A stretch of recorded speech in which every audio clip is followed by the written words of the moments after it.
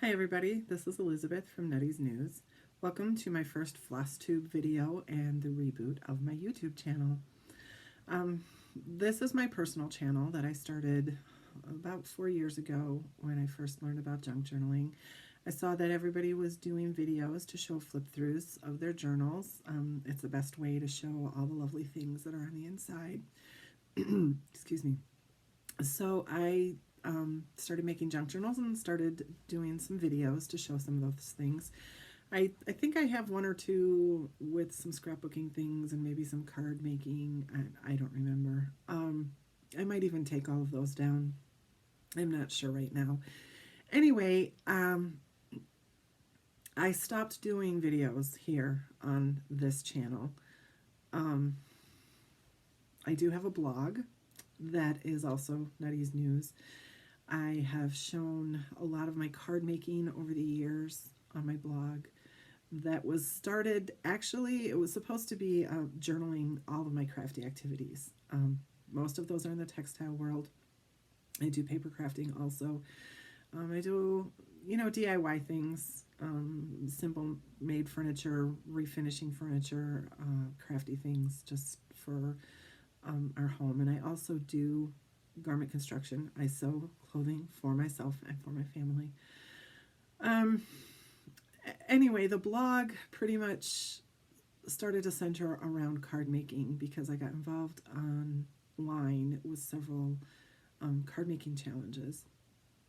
There's a few scrapbooking projects on there. There's a couple of fiber arts projects on there. Anyway, it's been dormant for quite a while. I haven't done much with it at all. A couple of weeks ago, through a rabbit trail started by one of my friends. So, hi DJ, thank you so much, Dolores. Anyway, I found Flosstube, and I am mostly a textile fiber artisan. That's where my passion lies. It started when I was 6, when I learned to crochet. In my elementary school years, I added hand sewing and embroidery and needlepoint, and then in junior high I learned garment construction. In high school, cross stitch and quilting were added. In my 20s, I mostly focused on sewing and quilting and cross stitch. And then in my early 30s, I added tatting and weaving and spinning, and then that's when I picked up knitting as well. So I do all of those things still. Cross stitch has been put away mostly since my late 20s. I did start a new project, I'd say probably 10 or 12 years ago.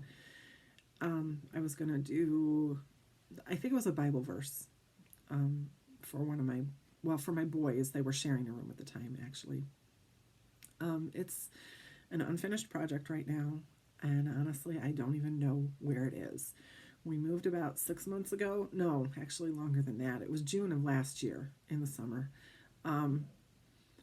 Unfortunately, a lot of my stuff had been packed up and in outbuildings since before then because of some renovations we were supposed to be doing in our house that didn't get finished. Excuse me. Dry throat. Anyway, a lot of my stuff has been packed up, including a whole box full of cross-stitch leaflets and back issues of For the Love of Cross Stitch from way back when the magazine first started. When we moved, a lot of that stuff was just brought out of the outbuildings and moved to the new house. And it's in storage in the garage, and I'm not sure which box has what. I'm still trying to sort through things and get it all organized. So what I have to show you, first of all, they're ancient projects from the vault. I think it's Lisa Smith from Kindred Stitcher has used the term Wayback Machine sometimes, and that's pretty much what I feel about these. Anyway, I'm going to show you some of the things that I do have as finished projects and tell you what I'm going to do with those, and then share with you some recent purchases and some plans that I have, some things that I've kitted up, just kind of what my journey's been in cross stitch for the last 2 weeks. But also, because my passions are varied, my crafty interests are varied, and this is kind of a complimentary channel to my blog. I'm going to show you some other things, not this week, but the plans that I have for my channel basically is that each week will kind of, the focus will be cross stitch, but I will include some of the other projects that I'm working on, each kind of category on a different week, so that it's kind of like, you know, a newspaper. It's got the main information of the newspaper, and then you've got the sections that have additional information. And I know that probably sounds strange to somebody, but it's just the way I think. I think categorically. I like things neat and orderly like that. So that's how I'm going to do it. One last thing that I want to say is so the categories are going to be, of course, cross stitch will be the main thing. I'll be keeping you up to date on certain elements of that every week. I will take 1 week and focus more in depth on the cross stitch things that I'm doing. That's probably when I'll show you my hauls and things like that.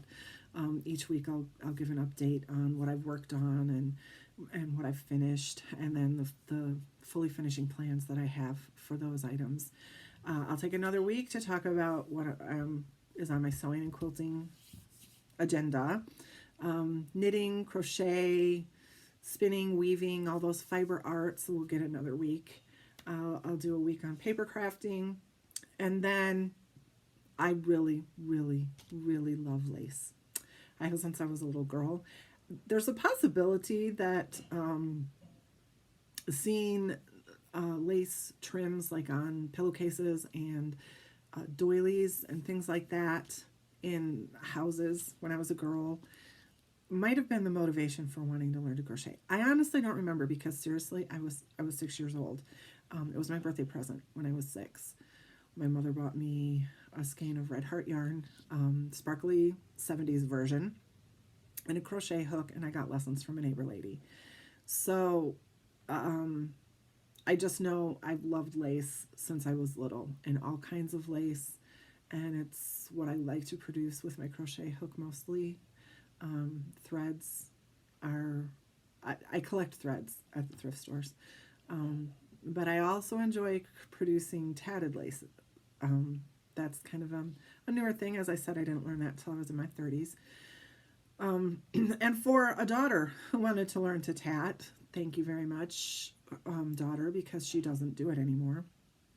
And it's the same thing with spinning, and the same thing with weaving. Well, actually, I'm not sure if that daughter still weaves or not. But anyway, for the sakes of some of my children, I learned some of these skills, and they've stuck with me because they are a part of my skill set, my skill interest, my art interest. So I do them, and it helps me a little bit to move from one thing to another. I can't say that I get bored easily. It's more like the beginning of something is a challenge, and then the challenge is met, it's satisfied. So working through the rest of the project is more laborious, and that's no fun. So I have a lot of unfinished projects, but moving brought me really up close and personal with how much of that stuff that I have, and I think a little bit of shame that I've left stuff sit like that, because it could be blessing somebody, whether it's me or somebody else. And I just feel like it's something I need to do. I need to dig into all this stuff. I need to make my lists for what I'm going to finish up. And doing a Flosstube and showing all of you guys is kind of a personal adventure into accountability. If I'm having to make a video about it, if I'm holding myself to that commitment, then I'm going to be working on things and getting them done. And maybe even some of you will come along for the ride and say, hey, you remember that thing you were working on? How's it going? And I can, be more focused, more committed, more accountable to getting those things done. So all of that said, let me pull out my pile here and start to show you some of the things. Now remember, I did say that All these finished objects come from patterns of years ago. They're ancient. They're a lot of them not in style today. It was a very different style of decorating in the early 90s, late 80s, early 90s, and a lot of the cross-stitch patterns catered to that style of decorating.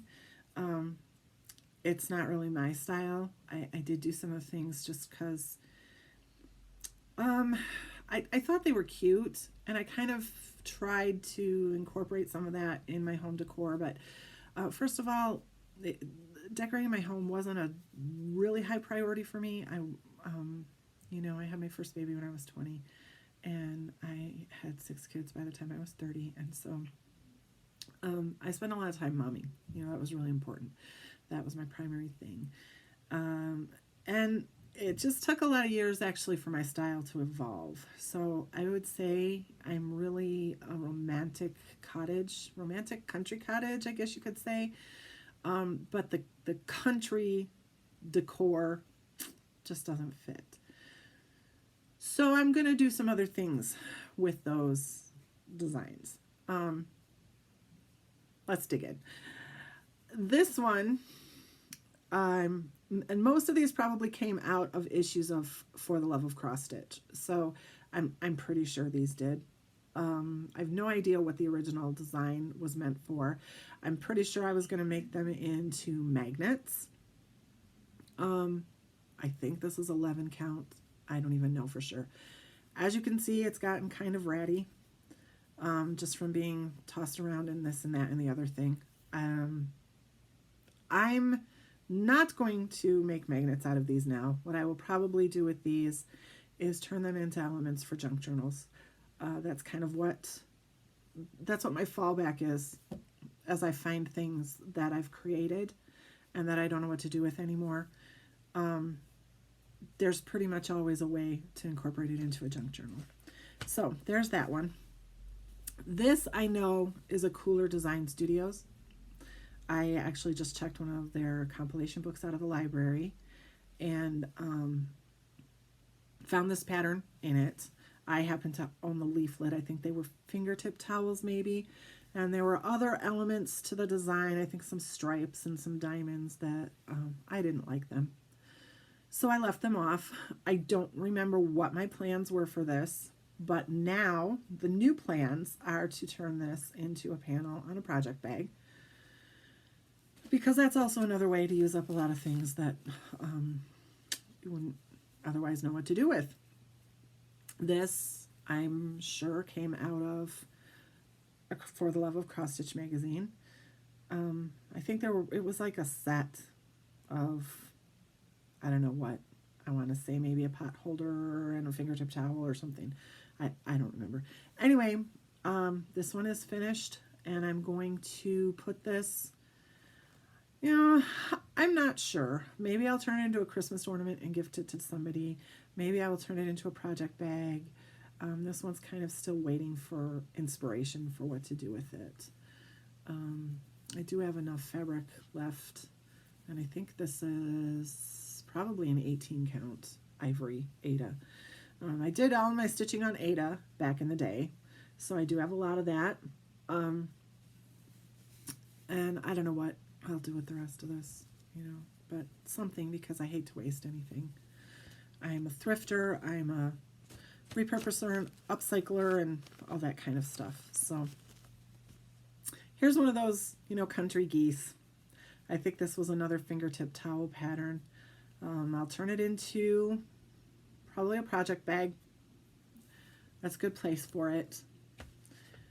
This is one of my favorites that I did, and I know this came out of For the Love of Cross Stitch magazine. I don't know why there's so little of the Aida around the design.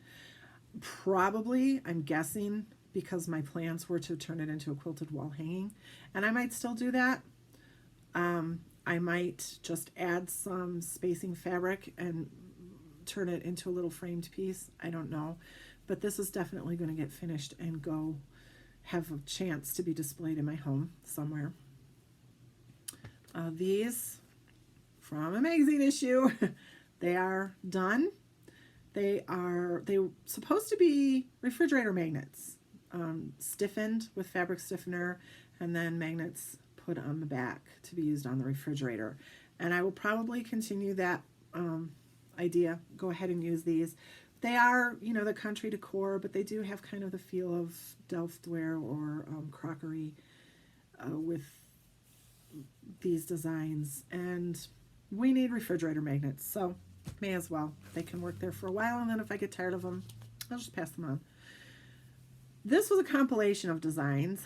I don't remember what exactly, from magazines, I'm sure, some issue, and I was making a needle book for cross-stitch needles. So that'll get finished up some way. Here's my most ambitious project, and one that I am definitely going to finish. Again, I'm not sure why there's so little area around the stitching, but this is Paula Vaughn's upstairs sewing room. I have the leaflet still, so I'm definitely going to be finishing this one. I don't know if I'll be able to get these marks out or not. I use a product that I just love called Folex, and it's absolutely fabulous with taking out stains, but considering the age of this, I don't know if it's going to work. And if it doesn't, you know, it doesn't bother me because it just gives it kind of a vintagey look to it. Maybe I'll over dye it, dye it with some tea, or maybe, I don't know if I'll use avocado. I don't know. I'll figure that out as I go. But like I said, that's not going to bother me if that's still there.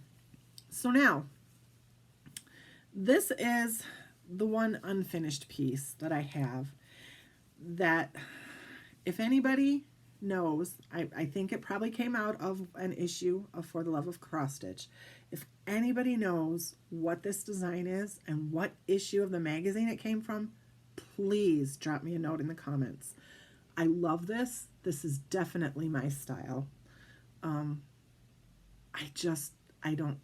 don't know what issue it came out of, and if I can't find my magazines, you know, if I can find them, I can look through them and see where this pattern is, but if I can't find them, I'm never going to be able to finish this, and that's just going to break my heart. So please, calling out to all Flosstube watchers, if you can give me help with that, please drop a comment for me below.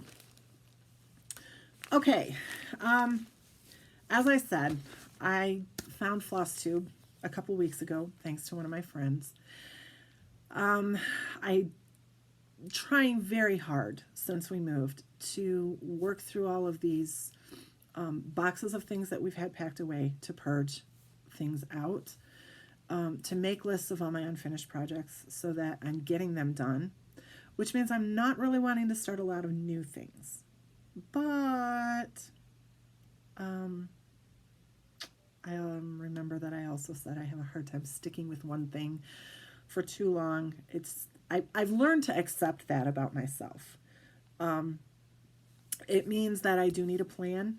I do have to have a focus, and I do have to be very, very stern with myself about following the plan. So, that said, I did make a few purchases. I've never worked on even weave before. I've only ever used Ada. I know even weave is not really a big bugaboo. However, I did not want to invest a lot of money in all of the absolutely gorgeous overdyed fabrics that are out there until I have worked through a lot of my past projects. And I really have a better feel for what kind of designs are out there right now and the ones that I really, really want to do. So I went to Hobby Lobby and I purchased some white even weave and some blue even weave at Hobby Lobby.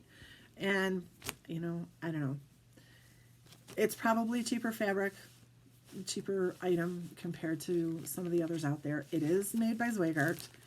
That's right there on the label. So, you know, for what it's worth, it's going to do me fine. I took some of the white. Okay. Yeah. Let's just say I've got a few things to say in a little bit about my business. I'm not planning to do a lot of shout outs on this channel about my business, but I may let you know a thing or two. And it is kind of pertinent to where I'm at right now with cross stitching and with my crafting and my fiber arts. So anyway, I took some of the white and I cut it into squares, and I know some of you are cringing and saying, but it's shrunk, and you know, why would you cut it so small? And I do have a reason for it. So what I want to share with you at this point is that this has been avocado dyed. I just took the flesh out of 2 avocados, cut up the peels, and simmered them for, I don't know, 15 minutes or so, I think. And then I put the fabric, I washed the fabric first in hot soapy water just to make sure any chemicals and finishes are out of it so that it's going to take the dye. And then I put it into the hot dye bath and just kept it on a warm burner for, I want to say 10 minutes. It might have been 20 minutes. I don't remember for sure. And then I rinsed it. And this soft, subtle rosy beige is like my signature color. I'm going to be doing probably a lot of dyeing to this color of the white fabrics. It's a little raggedy on the edge because I cannot find my serger pedal. It got misplaced in the move. It's in a box somewhere, but it's a box I haven't made it to yet. So I just did a zigzag on my machine and my regular machine, and yeah, it's fine. Anyway, it's going to be turned into a mini pillow for like tiered trays, dough bowls, mantle decor, just little decor item. This is one of the things that is a product in my business, as is this, which this is designed by me. I stitched this up with shaded pinks and shaded greens, DMC flosses. So, cross stitch, I'll be doing personal cross stitch, but I will also be doing some cross stitch elements for my business. And that was kind of, I don't know, I guess you could say kind of a eureka moment for me because I've been struggling a little bit. I am a fiber artisan. I love lace. I love lacy looking things and delicate, and anyway, this finding Flosstube has helped me with some direction where my business is concerned. This is another one that I have designed that I'm working on right now that is going to be turned into a pillow and be a product on my web store. So that's where that is. That's my little bit of blurb for today, just to kind of explain my motivation, I guess. A little bit of the path that I'm traveling right now. They're parallel paths, business and personal, but like I said, I like to keep them mostly separate. So now on to some things that I have found and I have kitted up. And these are items that I have reasons for. I love the idea of project bags. I've wanted to create project bags for my various things for years because I do rotate. I do travel from one project to the next. It makes it easier to store things and keep them organized and keep them clean, keep things all together. I just haven't ever gotten around to making them. So this is finding these cross-stitch pieces that I've finished and having a project bag idea to finish them off and actually give them a purpose is a really good thing. This is the reason or the purpose that I have developed or decided on for a few of the new patterns that I'm starting. First, let me just say, the YouTuber that I've watched the most, the stitcher, is Lisa, Kindred Stitcher. I've watched a few of Priscilla and Chelsea's videos. I've watched a Farm Girl, one of Michelle's videos. I've watched a couple of Lori, Text Stylist. I think I've watched one or two of An Itch to Stitch. For me, I like things orderly. I like things neat. So Lori was the one that, no, I'm sorry, Lisa was the one that I resonated with first. And I learned about Lori from Lisa. So I went all the way back to the beginning of Lisa's videos and started watching those. And I just want to say a big thank you to Lisa, because although she's enabled me quite a bit, she's also helped me to see that the primitive style of cross-stitch designs that are out there are probably closest to what my style is, but I was still very turned off by the dark colors and the use of a lot of browns and blacks and oranges. Orange is not my color.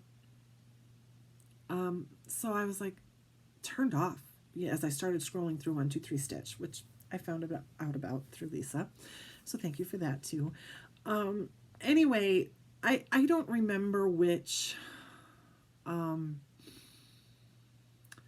don't remember exactly which pattern it was that she did. I want to say it was the Andale. It might have been the Be Mine pillow. I know I love her Be Mine pillow that she did a couple of years ago. Definitely my colors, definitely my style, the way she finished it with the lace and the pink. What did she have? Velveteen, I think, or velvet on the back. Just beautiful and very much my style.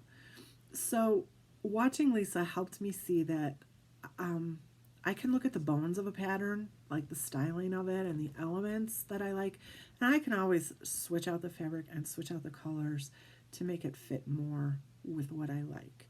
So I am very much appreciative to Lisa for that. Watching a couple of Lori's videos, I resonated very much with Lori in being a multi-crafter in the textile category. I don't quilt nearly as prolifically as she does, but I do want to make more quilts for my children, for our use in our family, in our home. So that's one of my goals. And I don't get out a lot.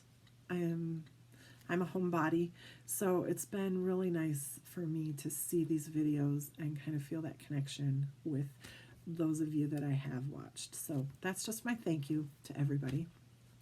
And now I'm going to move on to the rabbit trail that I went down. So watching Lisa's videos,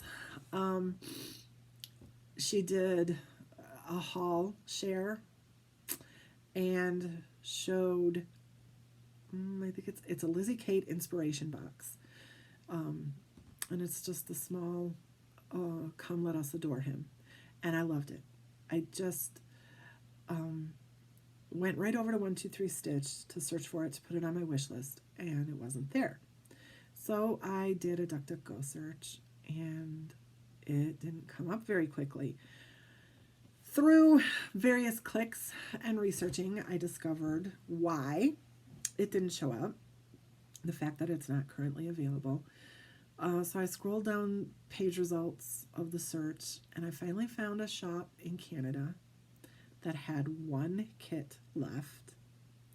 I clicked buy right away. My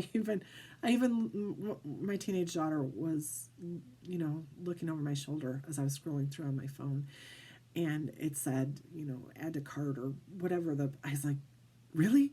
They really have one? So I just got an email from them. They were having a winter storm up there in Ontario, and it was going to be a few days before she'd be able to ship that out. But I'm excited to get that one. So that's coming. And then I have an adult son who is mentally impaired. Just a little side note, he's actually the main reason why I have this side business. But he likes to do some of the same things that I do. And especially if any of his siblings get involved and show interest, then he wants to try things out too. He really enjoys farms and cows and tractors.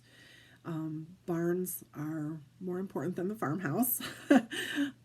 So as I was helping my young daughters, my girl littles, who wanted to start this cross stitch adventure with mom, he said, I want to do one too. I want to do a barn. So I went searching on 123 Stitch and found, I want to say, their Little House Needleworks or Country Cottage Needleworks. I don't remember which, but there is the Farmhouse Christmas ornament series, pillow ornament series. So we ordered one of those for him, and I have that coming from 123 Stitch, as well as a leaflet that I'm not going to tell you about now, but I'll just show you when that comes.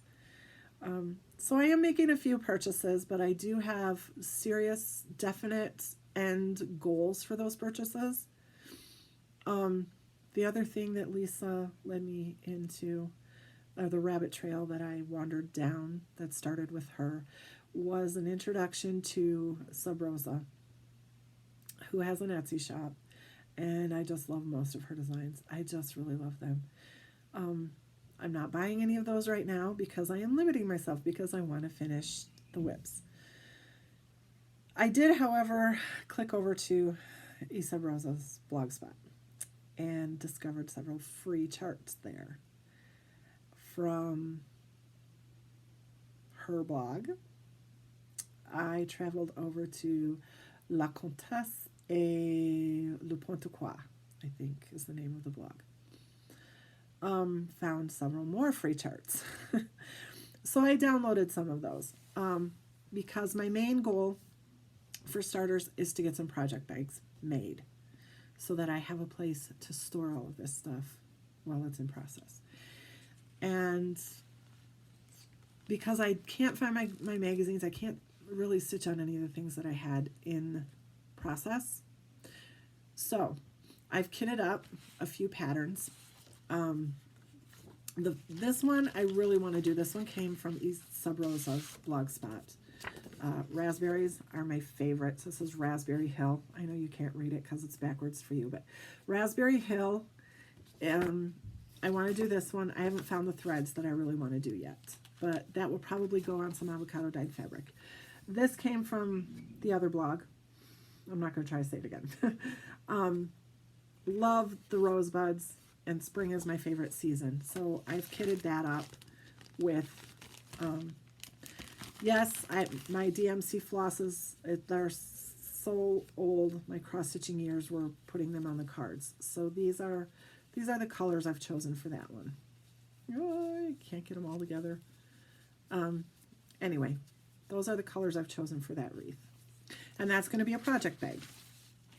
And then my second favorite flower, or my joint first favorite flower, is lavender. So this is another chart that was on that blog, Lavandula officinalis. And I'm going to replace the letters here, the monograms, with some kind of an ornament. I don't know what yet, but these are the flosses that I'm using for that. And then the pink will go in the little buds, and then this gray is what I'm going to use for the ornament inside the wreath there. So that will also be a project bag. And then I've been wanting a new pin cushion for years. Again, I just haven't made one. I found on the Hirschner's website this Biscornu pattern, which is a thistle and clover. So I'm going to work that up on, and I haven't decided if I'm going to do it on the Blue Even Weaver, if I'm going to do it on white, or if I'm going to dye the white to avocado. I haven't quite decided yet. But instead of doing it all in one color like they have, I am going to, I'm going to do it in colors. So I've chosen these colors. This is going to be the corner element, and then I'm going to do the clover and the middle section in the green, and then I'm going to use these two pinks. I'm thinking, I don't know if I'm going to graduate the colors or if I'm just going to use one strand of each, or I haven't decided, but these are the pinks that I'm going to use for the thistle. So, and then again, I'm probably just going to do it as a square. I probably will not complete that as a biscornu. Not that I'm afraid of it or anything. I just want to get this done so that I have the pin cushion. And I don't want to take on the challenge of the biscord noon right now because it's learning something new. And I just don't want, I want to do simple, easy projects. I want to get these things put together. I want to get them finished so that I can move forward more quickly and in a more organized manner. So I'm working on structure. I'm working on making things easier and getting things in order in my life. So that's what I have going on. I see this is, I'm over half an hour now. I hope I haven't bored you. I hope you will come back and see some more of my channel. The first few videos I'm probably going to upload pretty quickly in succession just because I kind of have a timeline in my mind. I would like to do a video every week. That helps to keep me on my toes, accountability-wise. It lets me have about, well, I think I have 5 weeks, 5 categories scheduled out. So it would give me a chance to complete some items before I'm highlighting something quilting or something crocheting or you know, that. But it also keeps me focused and diligent for working on the cross stitch a little bit every day. So again, thank you for watching, and I hope you will come back, and I will see you next time.